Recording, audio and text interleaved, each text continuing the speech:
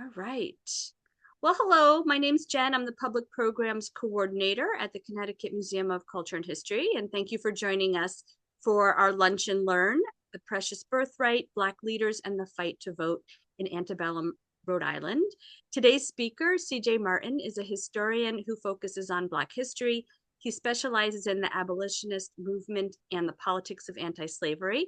He received his PhD at the University of Massachusetts Amherst, and he is a faculty member at the College of Holy Cross. His work has appeared in journals such as Rhode Island History and Commonplace, and we're really excited to have you here, CJ. Thank you so much. Whenever you're ready, you can take it away. All right, awesome. I'm ready. Thank you for the introduction, Jen, and thanks for inviting me to the Lunch and Learn program. I want to also give a shout out to a few people who also were part of making this happen: Claire Nelson and Amy Hightower, who are here, former colleagues of mine who have sort of been a good connection with the museum. Excuse me. So thank you and welcome. All right. So just to give you the sort of back cover rundown of the book, my book, The Precious Birthright, tells the story of how Black Rhode Islanders won the right to vote in the early 1840s, and it was the only time before the Civil War that Black men who had been disfranchised actually won the right to vote. And I say Black men, of course, because in the antebellum period, only men actually. I should say after 1807, when New Jersey abolished voting for women, men were the only people who were voting at the time. So it was the only time before the Civil War that Black men won back the right to vote after being disfranchised, really before the 15th Amendment, actually. So I want to start the kind of the talk here by discussing the title. Sort of an obvious place to start, right? It's the first thing you see when you're browsing the bookshelf or you see the cover of the book.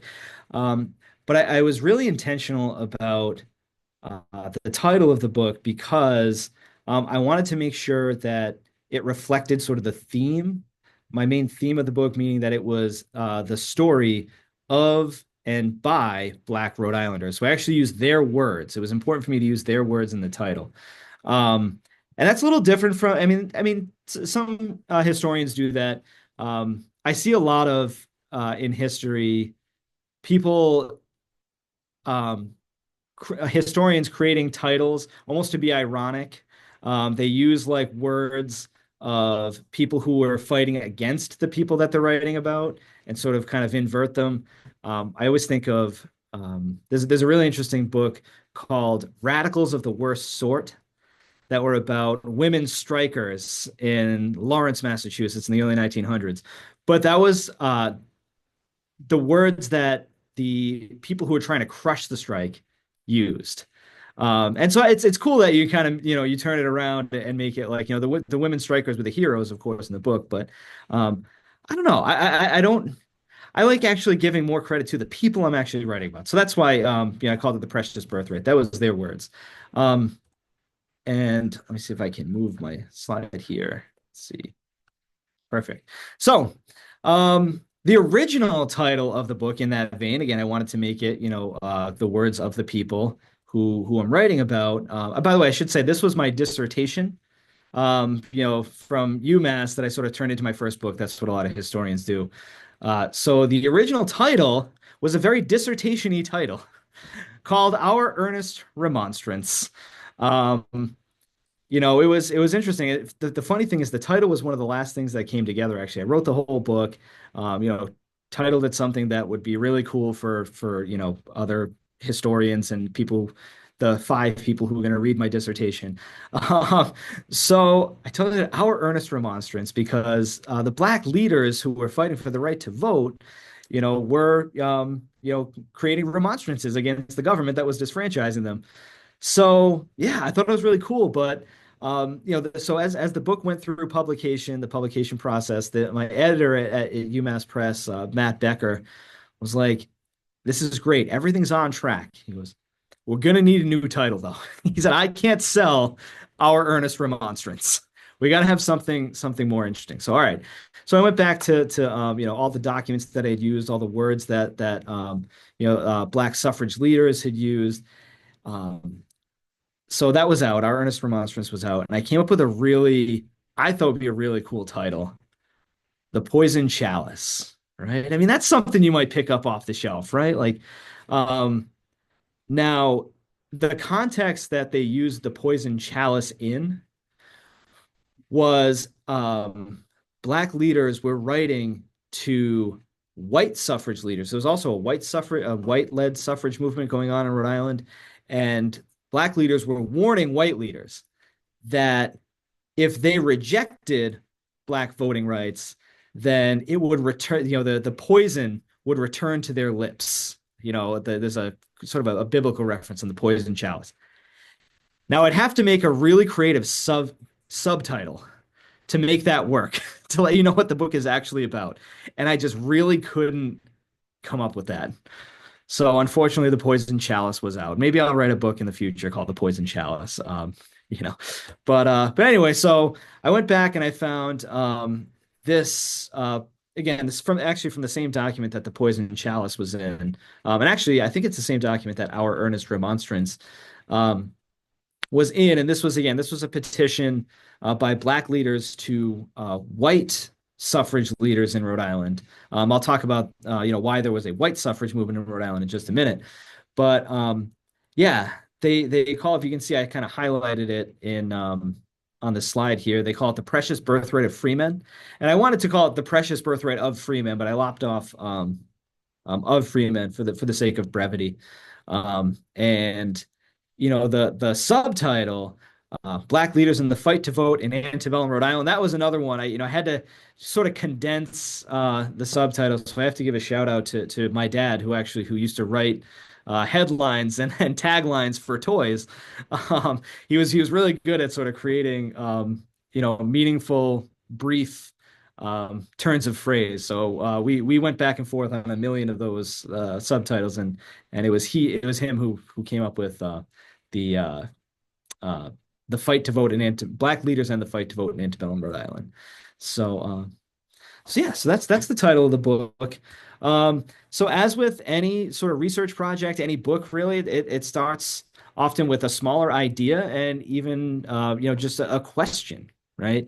A lot of history starts with a question, and the idea for the book came when I was doing my master's thesis at UMass Boston. And I had found that there were these race riots, as they were called, in Providence, Rhode Island, in 1824 and 1831. And so my master's thesis sort of told the story of these riots, but I found that there was like a deep political connection with these riots, right? And I write about them in the book. I don't have to go through how intricately connected they were with the politics. That in this moment, but I found that black Providence's Black community went from essentially being subject to pogroms, right, in 1824 and 1831. And I came up with that term. Actually, again, that wasn't really my original term, pogrom, but pogrom is usually used in the context of like in Eastern Europe, Jewish people being sort of expelled or exiled from their homes. But so pogrom means to sort of forcibly exile, and that's what I think these race riots were. They were attempts by white Providence residents to forcibly exile Black residents. But I found these like deep political connections, and I found that in 1841, 42, 43, that Black men were actually won the right to vote, like shortly after these riots. So I just thought it was an interesting, idea. How did Providence Black community go from being targeted by such violence, right, to winning the right to vote? And I thought that was kind of an interesting story. Um, I'm someone who thinks that history is all about the stories. There's a lot of historians who write, about certain subjects through certain lenses, that aren't necessarily narrative. I found that there was a really interesting narrative here. There's a narrative arc, right? We have a beginning, we have a middle, we have rising action, we have, sort of a climax and then falling action. Sort of like in fiction writing, right? But it's really narrative arc that I found. I also found some interesting people along the way who um, visited Rhode Island and helped Black men win the right to vote. One of the people here, well, I should say not a visitor, but Thomas Wilson Dorr was sort of became the leader of what was known as the Dorr Rebellion in Rhode Island, which I'll talk about briefly. And now, if this was in person, I'd ask everybody, does anybody recognize the person in the middle? And I'm sure a bunch of people's hands would go up if you recognize that person in the middle. That's Frederick Douglass, a young Frederick Douglass, not the grizzled old statesman who was featured in many photographs in the late 19th century. But this was 20 was he about 24 when he came to Rhode Island to help advocate for the right to vote for Black men. So this is more what he would have looked like when he visited Rhode Island. So he's featured in this story, and the person all the way to the right there is Alex. So I actually, if this was in person again, I'd ask if anybody knew who that was, and I'd be really impressed if people raised their hand and said I know who that is. That's Alexander Crummell. He's an Episcopalian minister who became really important in later movements known as like Pan-Africanism and Black nationalism. But as a young minister, he was actually based in Providence during the fight to vote. So yeah, so there's interesting national connections. I think it's not just a Rhode Island story. I think in a way. Um, so. In order to tell the story, I think the story really starts not in petitions for the right to vote, but the story here, as it does in many instances or in many struggles for Black freedom, it starts with the end of slavery in Rhode Island. So in Rhode Island, slavery was a really prominent form of labor. Rhode Island was very involved financially in the kind of greater Atlantic slave trade, but even in Rhode Island itself, slavery was a really important part of Rhode Island's labor economy, and so I sort of start in the fight to end slavery as one of the kind of the first instances of the struggle for justice, and this painting always kind of really haunts me. I think it shows the sort of importance of Rhode Island. This is the Potter family of South Kingston, who was a wealthy white family who, included the child that they enslaved in their family picture, which is I think is a really sort of interesting, bizarre, like devastating um, aspect here. But that's why I have this picture here. But anyway, I start with the end of slavery in Rhode Island, which happened in the wake of the American Revolution in 1784. And coincidentally, there's a Connecticut connection here. Rhode Island and Connecticut actually abolished slavery on the same exact day. May 1st, 1784, was the day in which Rhode Island and Connecticut's abolition law was going to take effect. Now, the way slavery ended in Rhode Island and also in Connecticut actually sort of led to a whole new host of questions. So for those of you who know the story, and even for those of you who don't, so Rhode Island and Connecticut ended slavery on March 1st, 1784. However, the Emancipation Statute, or the end of slavery, it didn't free anybody right away. It actually just freed the children of women who were enslaved on March 1st, 1784. So actually, the children in Rhode Island, the children of enslaved women were to be bound out to apprenticeships until they were 18 if they were a girl, or 21 if they were a boy. That was in Rhode Island. Connecticut was a little bit different. Connecticut was, children of women who were enslaved would have been bound out to apprenticeships until they were 25 for boys and girls. But anyway, so the way slavery was abolished sort of led to a whole host of new questions, right? What was the citizenship status of people who either had been enslaved or were born to enslaved women, right? That wasn't clear because laws that were on the books that discriminated against Black people, enslaved or free, were still on the books really well into the 19th century.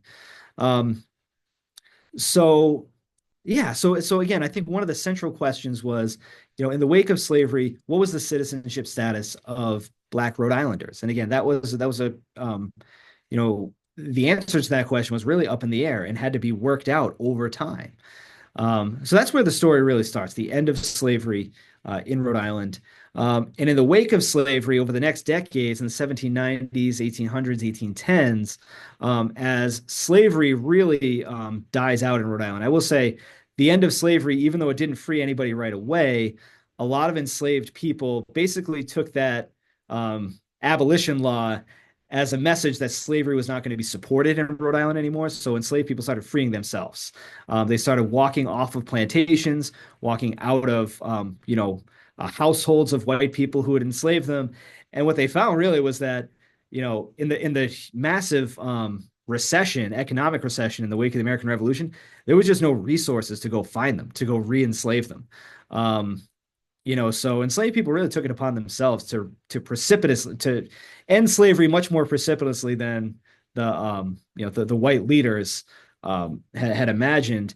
So you find by 1790, slavery has declined by a factor of about half from 1782, and then between half and three quarters from 1790 to 1800, and then 1800 to 1810. So slavery really, dies out much more quickly than white leaders had anticipated. But of course not quick enough for Black community leaders. But what you find in the wake of slavery is the emergence of Black community leaders who are going to play, a major part in the fight to vote, in the subsequent decades.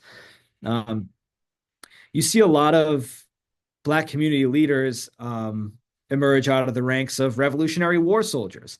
So one of the kind of worst kept secrets, or I guess maybe, I don't know, best kept secret isn't the right word I want to use. Maybe it's one of the worst kept secrets of the American Revolution is that Black men actually served in greater proportion to their numbers in the American Revolution on the Continental Army side anyway. And this is, I think, true especially for New England.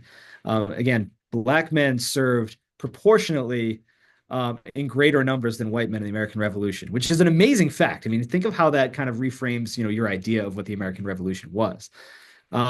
Excuse me.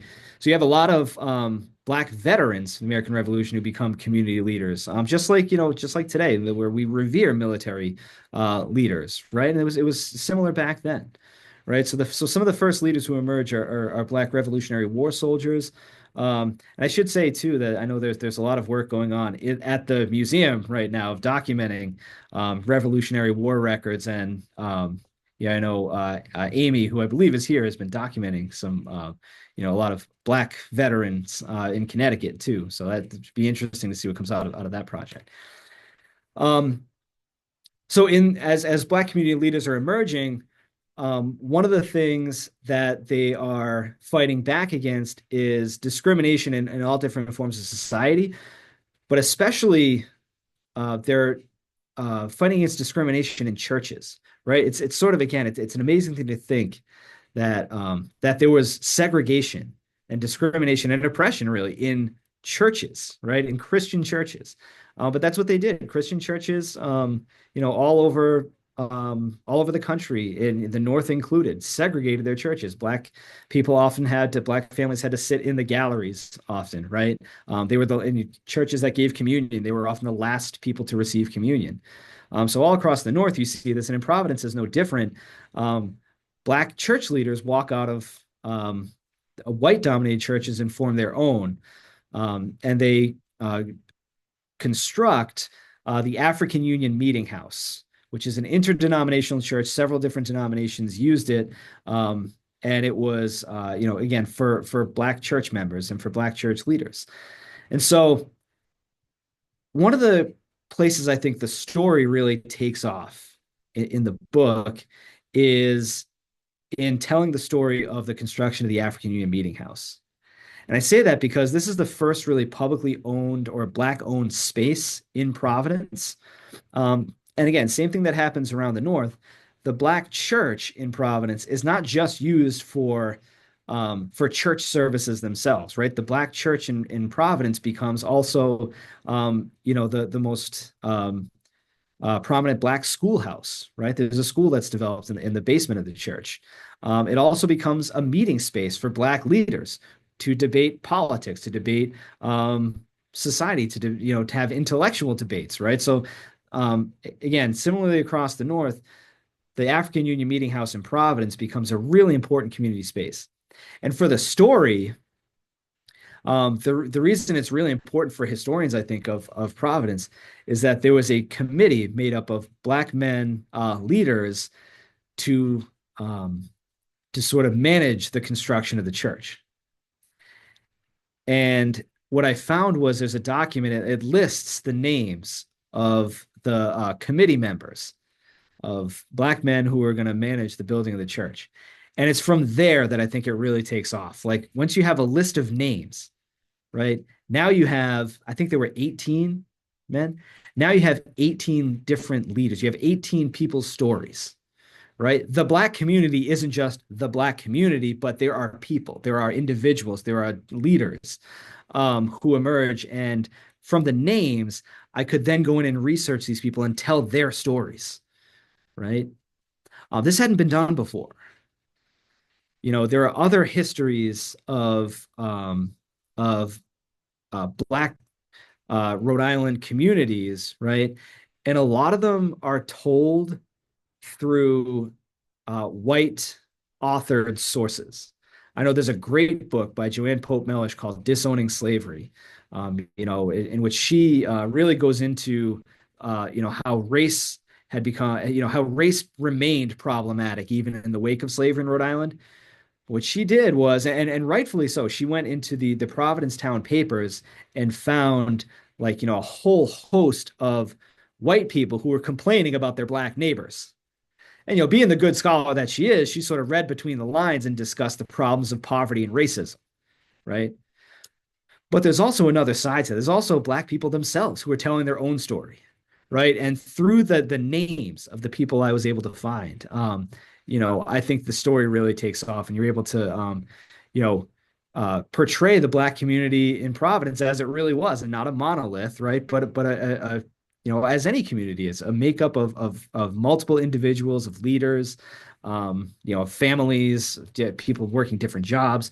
So that's where I think really the story takes off as Black community leaders start to emerge in the 1810s.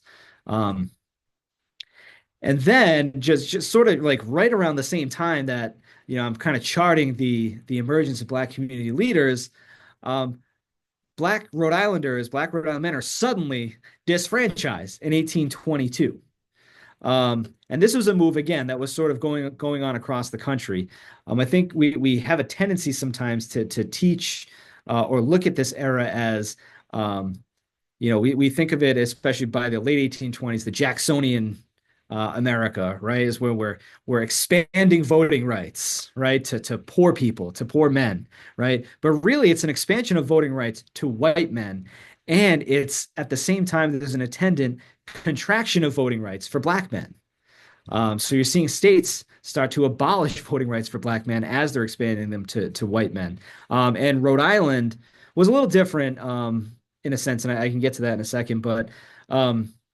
And I think this is very much related to, and I talk about this in the book, it's related to the debates about the Missouri Compromise. If you remember, like from high school history vocabulary, the Missouri Compromise was when, Missouri was, there was a,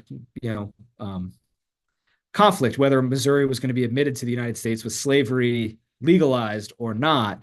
And this really led to heated debates in Congress about the future of slavery in the country, because slavery was really confined by 1819, 1820 to the South, right? And Missouri, is either the southernmost northern state or the northernmost southern state, depending on how you look at it, right?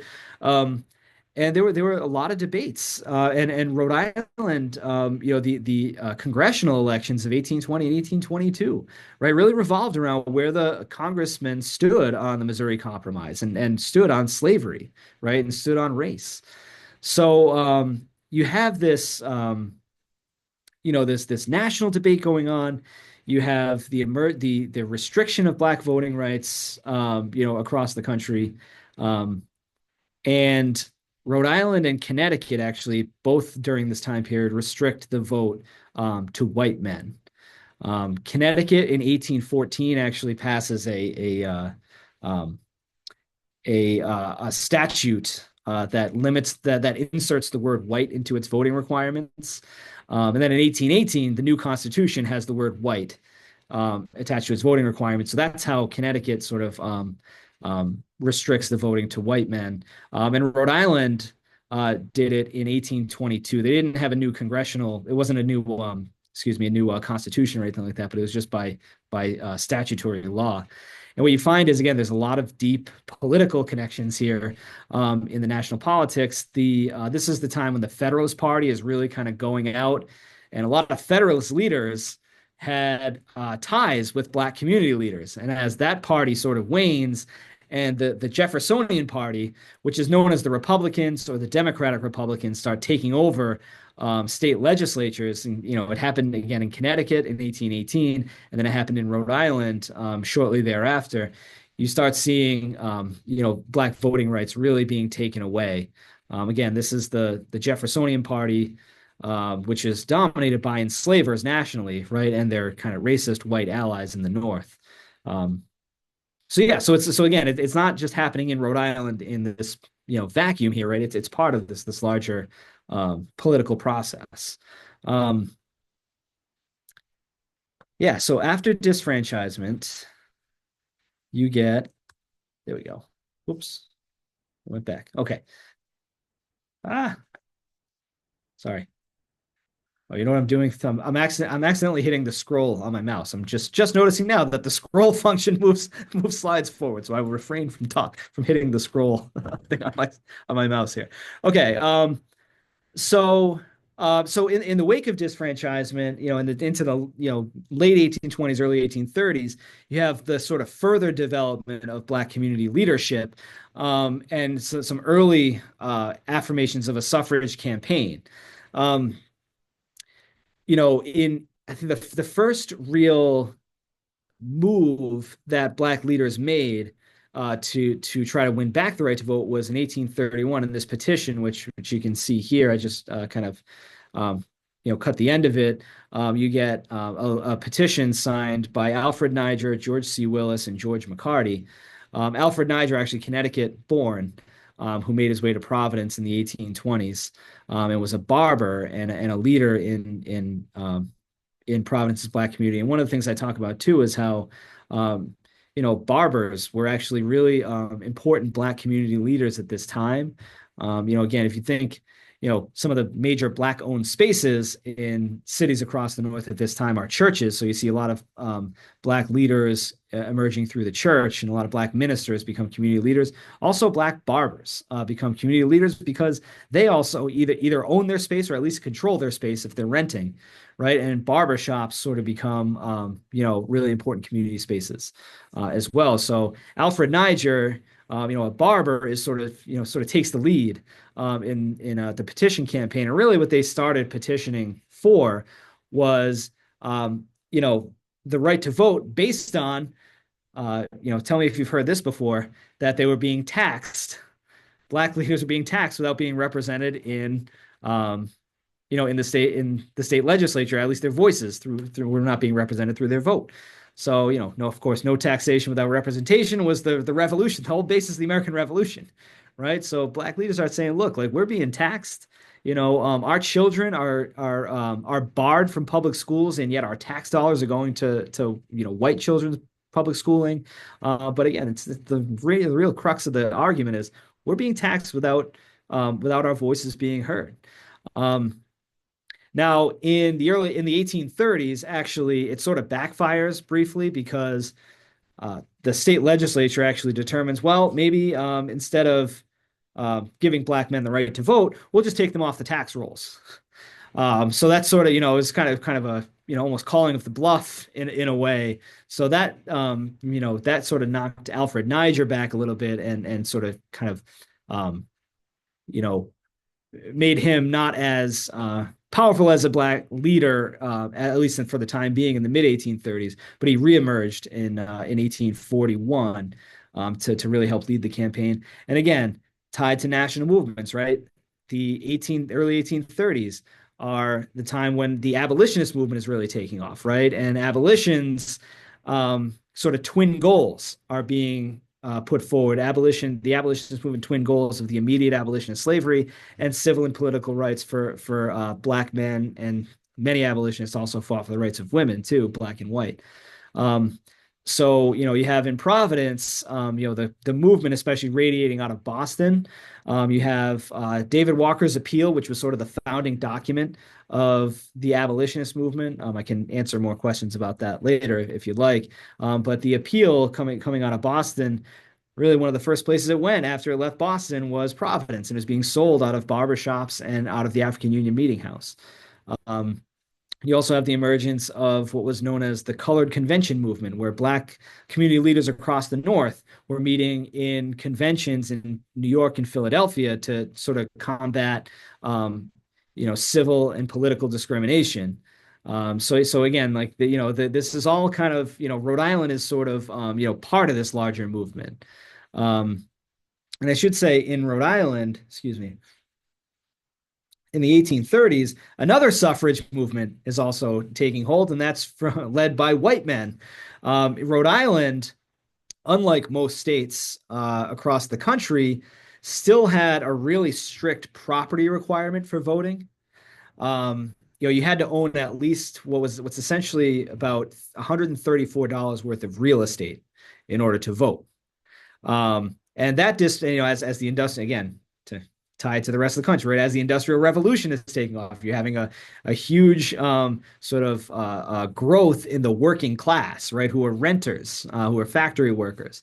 So Rhode Island statute really disfranchised actually most white men in Rhode Island too. So white men started getting up their own movement for the right to vote. And black leaders and white leaders sort of kind of were in contact with each other. Black leaders very often, tried to make overtures to white suffragists to say, like, look, like our struggle is the same, right? White suffragists often said that, property requirement, the property law was an arbitrary requirement in the right to vote. Like, why should that determine, your ability to vote, right? And black leaders were saying, look, like race is also an arbitrary requirement, right? Like, so trying to kind of, close that logical disconnect there. And they never really were able to unite because white leaders really sort of rejected black leaders by and large. There were many white leaders who did, who were abolitionists, especially who saw this struggle as one and the same. But the Suffrage Association, which was the white suffrage group, sort of got together and did exclude black voting from their movement. They decided to formally do that in 1841. And the white suffrage movement led to what was known as the Dorr Rebellion. Thomas Wilson Dorr was the leader of, what became known as the Dorr Rebellion. He was actually an abolitionist, and was also a white suffrage activist. But the White Suffrage Association decided that they were going to when they decided they were only going to include, white manhood voting in their movement. Dorr sort of had to make a decision. Was he going to stick with his principles as an abolitionist, or was he going to go with, the white suffrage movement? And he decided to go with the white suffrage movement, and then led this really ill-fated rebellion. Like the White Suffrage Association, really, they held their own sort of extra legal elections in Rhode Island in 1841, and they basically decided for themselves that they were the legitimate government and that the actual state, the recognized state government, was not. And so they elect Thomas Dorr, the Suffrage Association elects, right, Thomas Dorr as governor. And when Dorr tries to basically take over the city of Providence, like tries to occupy it militarily, and they wheel this cannon to the outskirts of Providence, and they try to fire it at the city, and it backfires. Like the cannon like just exploded, but it didn't actually fire the projectile. So it wakes up all of Providence, and they think they're under siege. So the white suffrage people had to basically scatter they go up to the northwest corner of the state, in a place called Chepachet, which is today the part of the town of Gloucester. And actually they reconvene on Acoats Hill in Chepachet, which coincidentally is where I used to go sledding as a kid. So it's a really steep hill, really great for sledding, but also they tried to hide up there in 1842. And black leaders who were rebuffed by by the white leaders sort of then offer their services to the state government, who's trying to now get up a militia to put down the rebellion. And so black leaders join the state government in putting down the rebellion. And they, in the wake of the rebellion, the legitimate state government decides that there is just cause for maybe having a constitutional convention and debating, how to sort of expand voting rights. And in the debates, you see that, white, government officials are saying, look, like black leaders helped put down the rebellion, right? We can't just like end these. We can't just keep having these arbitrary requirements. There's multiple, sort of ways that they're debating black voting, and they essentially decide to put black voting itself up to a referendum. So when they actually passed a new constitution in 1842, wrote the state they allowed Rhode Islanders to vote whether or not to adopt the Constitution, and at the same time, they also had to vote whether or not to accept black voting rights. And black voting wins, wins handily in that regard. So I love this picture. This was from a Democratic or a Democratic Republican newspaper, attempting to do this racist depiction of black community leaders, helping put down the Door Rebellion. And it's supposed to be like, they've exaggerated features. It's supposed to be celebrating their victory over the Dorites, the Suffrage Association. But maybe today I kind of see it as like sour grapes by people who, couldn't really close their own logical disconnects. And so I just think it's an interesting picture. So anyway, that's sort of the story of the book. Let me see. Oh, again, I hit the scroll function. Sorry. So I do want to just say, that the book was really built on, again, it's a larger story than just Rhode Island, right? So the book is really, founded in a lot of these sort of larger contexts of antebellum politics. You have The Slave's Cause, A History of Abolition by Manisha Sinha, who I'm a little biased. She was my advisor in graduate school, so I really recommend. That's like the Bible of the abolitionist movement, I think, basically right now. But it's part of these larger questions about black rights, civil and political, in the antebellum period. So in addition to some of the secondary literature that I used to bring out the story, right, there's a host of primary documents written by Black Rhode Island leaders that had really never been widely published. And so I sort of consulted those. You can see there was a rich institutional life for Black leaders. You can see in the top right, you have the Constitution of the Providence African Society for Mutual Relief. It's Alfred Niger was one of the people who was a leader there. You have a bunch of different connections with the anti-slavery things like that. And also, I think the main form of primary source, the main place that this story was told, was through news media, which at that point, of course, was the newspapers. And the abolitionist movement, the abolitionist newspapers, black-owned newspapers. There were two by the 1830s. Freedom's Journal was the first black-owned newspaper in the country that went under in 1829, but it did have a lot of Providence subscribers. And the Colored American, which was founded in 1837, also had a big following in Rhode Island. So did the Liberator, which was one of the kind of which was, I think, the most popular abolitionist newspaper. So the movement was being documented there, right, in the abolitionist press and the black-owned press. But also there were a bunch of different newspapers. I think it's similar to today, right? When they're going to go, 100 years from now, write the history of, the 2020s, right? They're going to go to the news media, right? Maybe they're going to go to old clips or maybe they're going to go to TikTok and Instagram, and dig up old posts to sort of tell that story, right? But yeah, the public discussion was really, just like it is now, it was then in the newspapers. You also find, by the way, that we think of the news media today as maybe really partisan, right? I think that's not really a secret. They might try to pretend that it's not, but it really is. At least in this time period, in the antebellum period, they really didn't even make it a secret about being partisan. You could see where is it the Providence Daily Journal, which is up here too, and the Providence Patriot. You see the Rhode Island American. The Providence Patriot was very much a Democratic Republican newspaper, and they didn't make it a secret. They very much, right on their masthead, would endorse Democratic Republican candidates. The Providence Daily Journal became the Whig newspaper when the Whig Party was formed in the 1830s. That was a pro-Whig paper. And what you find is the Whig Party, again, which was sort of coalesced in the 1830s, the Whig Party, by and large, in the North anyway, where it can, supports black voting rights.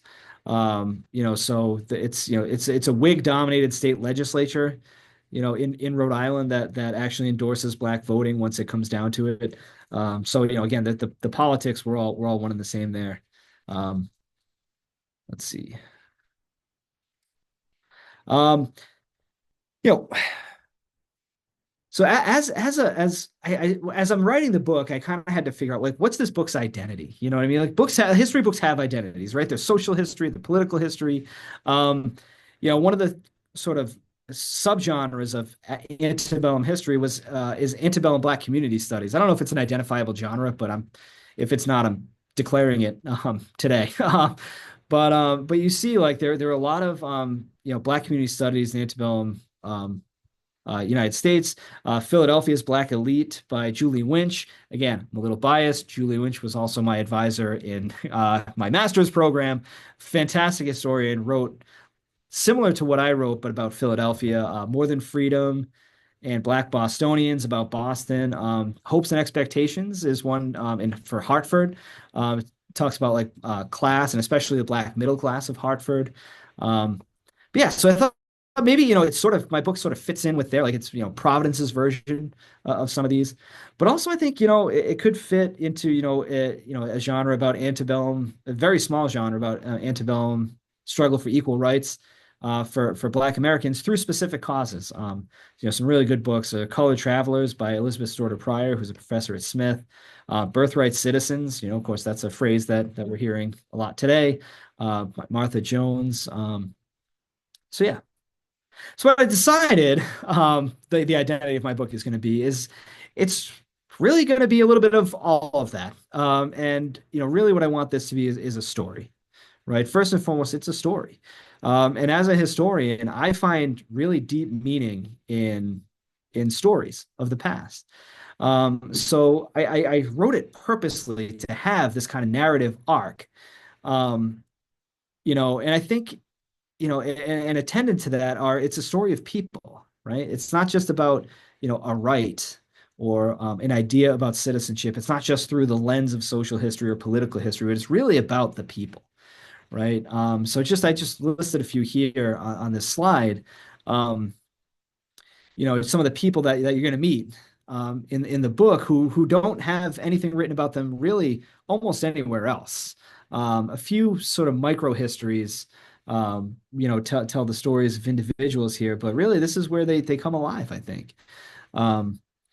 Just a sort of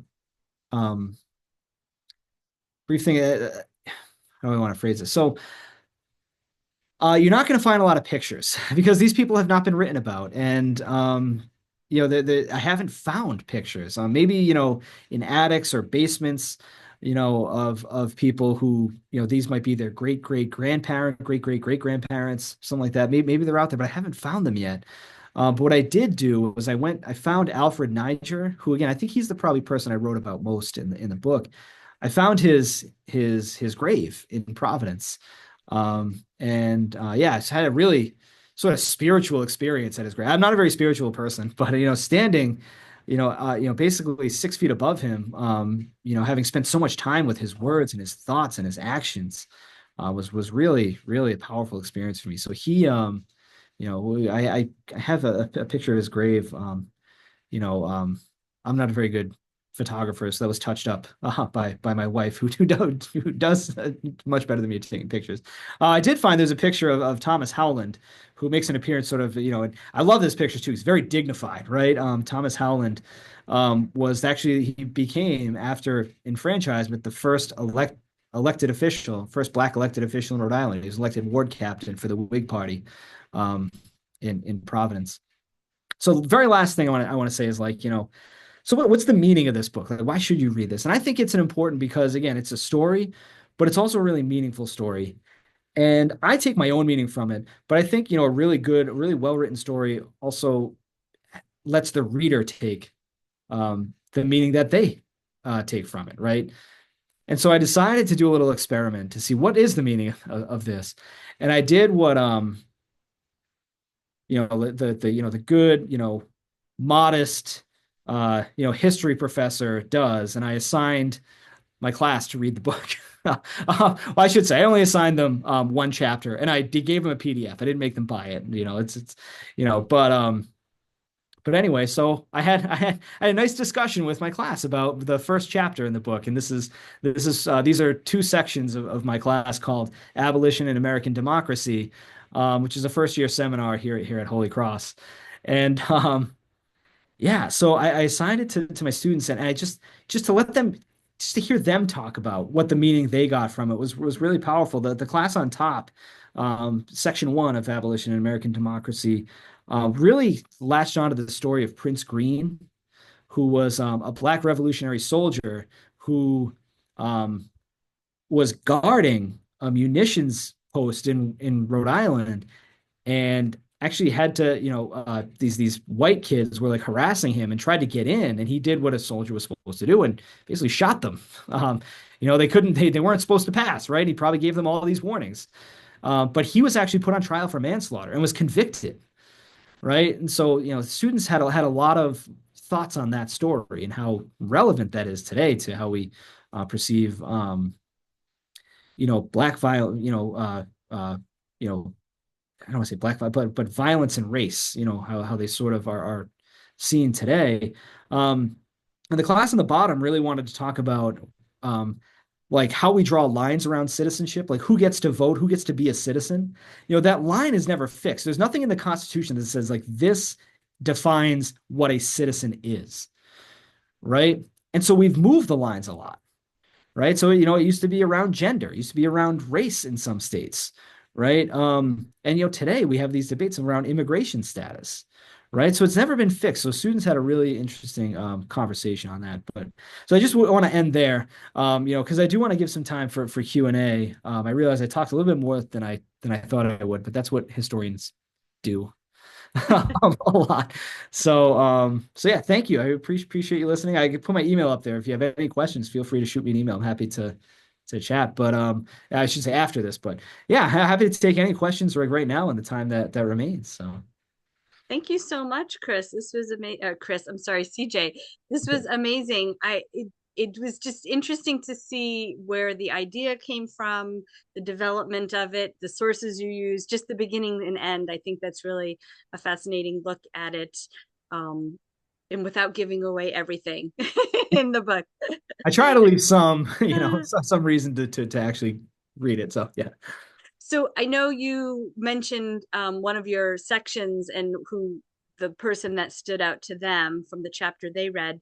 My question, I was going to ask, of the 18 building committee members, was there anyone that was sort of a standout or a surprising individual that really spoke to you? Let me see. Let's see. I know you So said you spent a lot of time with yeah. Alfred, but Interestingly, George McCarty actually owned the land on which the African Union Meeting House was built. Now it's not there anymore. The African Union Meeting House moved. It's now the Congdon Street Baptist Church in Providence. And I'll actually be there tomorrow night. Actually, they're doing a program that's about Providence Black history. Interestingly, just coincidentally, but yeah, George McCarty owned the land, which I think is a really interesting thing, right? It's not like, this wasn't land bought by from either benevolent or, just, a white person trying to make a buck. Like this was a Black community leader who owned the land and you know, and he didn't give it. It was purchased, but it was his land. So I think that's an important story. So George McCarty comes up a lot. Um, George C. Willis comes up a lot too. He was hard to track down because he spelled his last name in various ways, Willis or Wyllis. But so I think those two guys on the committee were I think the most interesting to me, and you'll meet them, as you go through the book. Yeah. Thanks. It's a good question. Yeah. Thank you. Anybody have any questions? Feel free to unmute yourself if you like. Amy has a question. She says, hi, CJ. As someone that gets very caught up in research, are there things you came across in your research that you were not able to fit into the book? Oh, that's a great question. And the opposite, were there things you wanted to find that you couldn't? Oh, that's a great question, Amy. Thank you. Yeah, yes, of the in both regards. So I think that the thing that I sort of I debated whether or not to include. Interestingly enough, one of the hardest things to do, I think, in history is to end your book. Like, where does it end? You know what I mean? Like, I could end at the 14th Amendment, right? Which is the amendment that gave formerly enslaved people birthright citizenship, right? Um, one of the so interesting enough. So when this was going through the publication period, it gets sent out to reviewers, right, to comment on other historians to comment on it. Whether or not they first decide whether or not it's going to be published, and second, say like, all right, here are some things that should be either revised, added, subtracted, what have you. And so it actually went out to three reviewers, which is uncommon. It's usually only two reviewers. They all recommended publication, which was great, but all three of them had a different suggestion on where the book should end. One of them said at the 14th Amendment. One of them said, and this is one of the things that to answer the question that I found a lot about was there was in the 1850s there was a movement put forward by Black leaders to integrate schools in Rhode Island. Schools were segregated by race. In Providence anyway, in some rural towns when there's only like one small schoolhouse, depending on the schoolmaster, they could admit Black children along with white children or not. Um, but school desegregation was a big thing in the 1850s. And somebody on here actually, Ichabod Niger, sorry, excuse me, Ichabod Northup, was one of the people who was really involved in that. Ransom Parker, who's also up here, was a teacher and heavily involved in that movement. So that was one of the things I kind of wanted to include. But talking to the publisher, I also talked to Manisha Sinha, who I mentioned earlier, who was one of my advisors. We kept saying like, how does this story end, right? Not how does not what's the bow that somebody else wants, but where does the story end? And I think it really ends in enfranchisement. And I think it also ends in the subsequent elections. I tell the stories, the presidential elections of 1844 and 1848, where Black leaders start debating how who leadership groups should endorse, right? They weren't speaking for all Black Providence, of course, but they were, there was real debate on who to endorse. In 1844 they endorsed Henry Clay, the Whig candidate. And again, this was a section of Black leaders, not all Black leaders, but a section of Black leaders in the African Union Meeting House endorsed Henry Clay in 1844 and the Whig Zachary Taylor in 1848, both of who, by the way, were enslavers. So you have interesting debates on that. So that's where I end the book. I think that the school integration story is really important and a really important coda. I think to a larger story, but I think this story ends there. And the other question about what didn't I find? One of the things I really wanted to find is actual dialogue between Black leaders and like government officials on the right to vote. The Black community leaders did petition the legitimate government, not just the suffrage association and the sham government of the Dorrites, but they also petitioned the legitimate government. And the debates were, among white leaders, of course, but they were debating, um, the petition that black leaders had sent to the Constitutional Convention. So I really wanted to find more of that. But I didn't, and I don't know that you never say never in history. It's not that it doesn't exist, but I didn't find it. I really wish I did, but I think there was enough anyway to make it clear the connection, right, between the movement, the ideas that black men were putting forward, and eventual enfranchisement. So, yeah, thanks for that question, Amy. Appreciate Yeah, that was a great question. Anybody else have any questions or want to unmute? Anybody?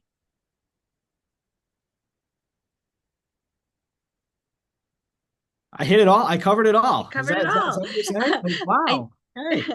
I know you mentioned that so far, you haven't found some images or other pieces of information um, on specific people. Have you been able to, during the process of creating this book and doing the research, do the genealogy for some of these folks to see if there's anyone still living in the area? I know that's like a whole nother huge project. It is, yeah, and to be honest, I didn't. I know I know there's at least a few descendants in Rhode Island, and potentially abroad.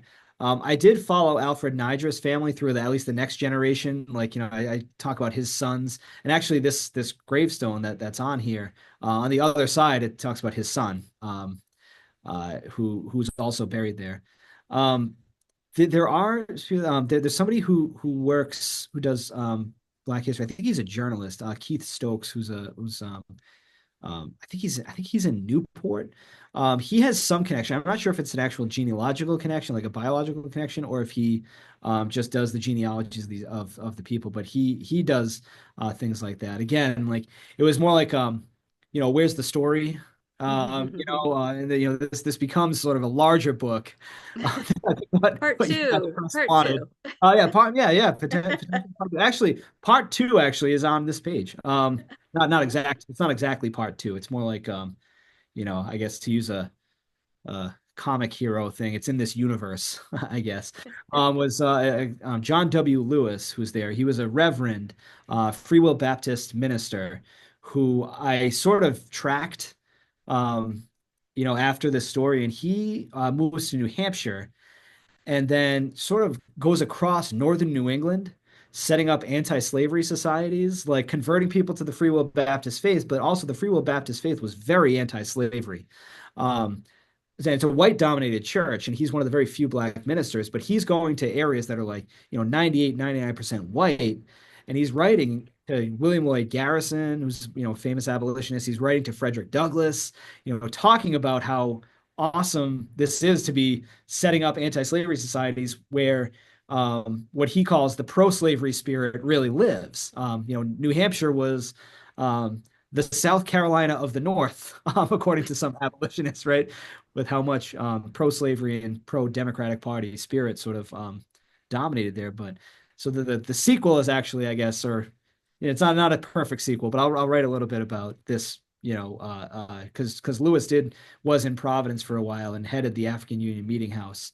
But so that's the sequel, really. This is this biography, the anti-slavery life of Reverend John W. Lewis. So yeah. Well, we look forward to that. Thank you so much, CJ. This is great. Yeah, thanks. Thank you. Any other questions? I'm happy to. Anybody else? All right, I could talk about this all day, but I'll turn it back over. Do you want me to stop sharing my screen? Yes, if you could, that'd be great. Thank you so much. Well, again, thank you, CJ. This is awesome. Before we go, I just want to give our guests just a little update on a few events we have coming up. On Thursday, we have another trivia night.